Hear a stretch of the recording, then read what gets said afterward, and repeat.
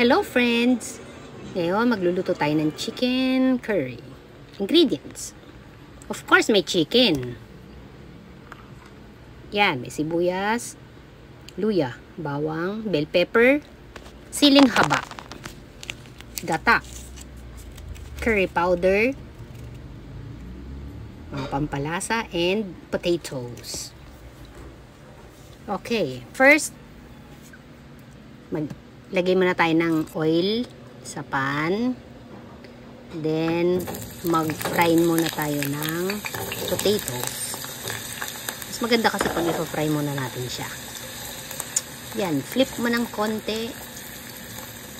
Kung ano lang yung gusto mong luto sa kanya. Kung medyo, ako kasi gusto ko medyo ma-fried ko ng konti yan.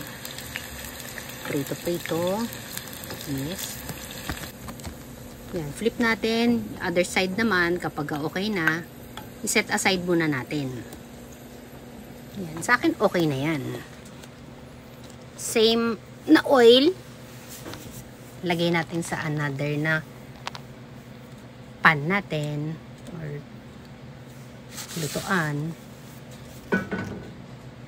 Tapos, magigisa na tayo ngayon ng sibuyas.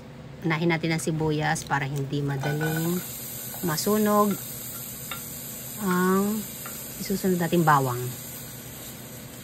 Haluin muna natin ng konti. Tapos, yung bawang naman. Halo ulit. And, syempre, kapag chicken ang niluluto ko, may konting, ayoko na may konting langsa. Kaya, halagyan ko siya ng luya. Yung iba ayaw ng lasa ng luya. Pwede din naman hindi nyo lagyan. Then, lagay na natin yung chicken natin. Pa-fry natin ng konti para lumabas yung lasa niya. Yan, ubos natin lahat. Malagay natin lahat yan. Okay? Yan. Yan. Magandang treat din sa family kapag magluluto ka. Pwede rin kung may mga working mom. Pwede rin over the weekend. Tulad ko.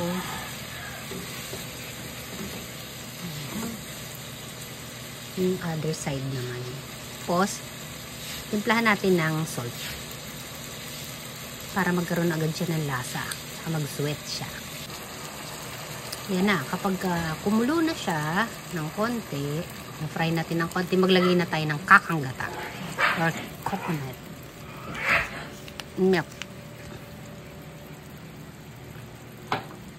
Okay.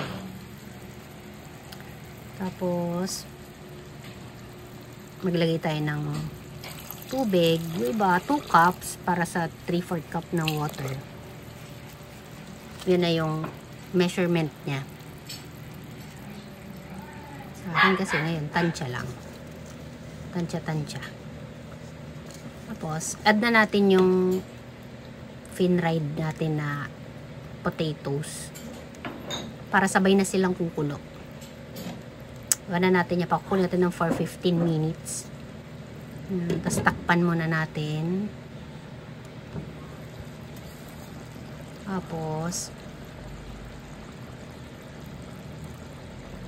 after 15 minutes na, yan ang itsura niya. Hinahalo ko lang muna siya ng konti para maging even din. Tapos, lagay na natin yung curry powder. Nasa sa inyo kung gaano karami ang ilalagay nyo. Kung gusto nyo mas matapang, di i-add nyo ng konti. Sa akin, nilalagay pa ako ng turmeric, pang pakulay, tsaka mas maging strong ng konti yung lasa. Pero optional yan. Pwedeng hindi kayo maglagay ng turmeric. Yan, budbud lang natin. Tapos, haluin natin ng konti. Huwag sobra kasi baka madurog naman yung chicken natin. Haluin lang natin yung turmeric. Kaya maglalagay kayo ng ito. Maglalagay kayo ng celery. Minsan leeks. Walang available. Nasa bahay lang namin. Itong parang kinchay. Okay na rin siya. To add the flavor.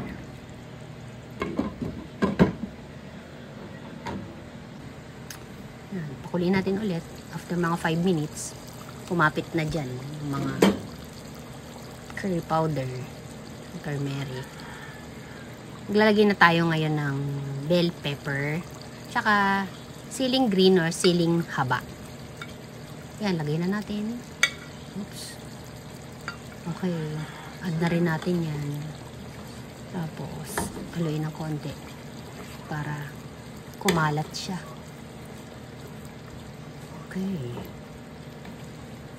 Pantayan nyo lang kasi mahirap mag-overcook yung mga niluluto.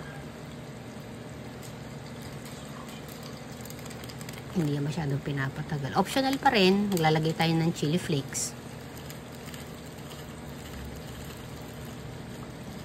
Kasi sa bahay gusto nila mas maanghang. May konting anghang. Hindi naman talaga sobra. Sa inyo na lang yan. Kung anong gusto ng timpla. Tapos, lagyan natin ng pampalasa na. Pepper. Yan, lagyan natin. Ako gusto ko maraming pepper eh. Pwede rin na konti lang ang ilagay ninyo.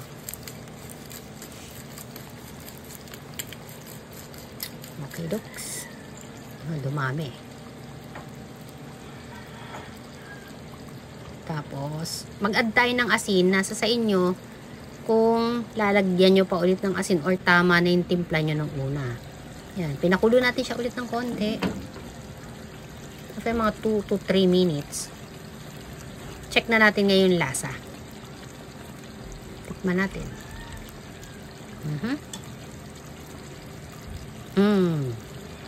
Okay na, sakto na para sa akin. Hindi ganun kaalat. At di naman matabang. Jaran! Yan ang finished product natin.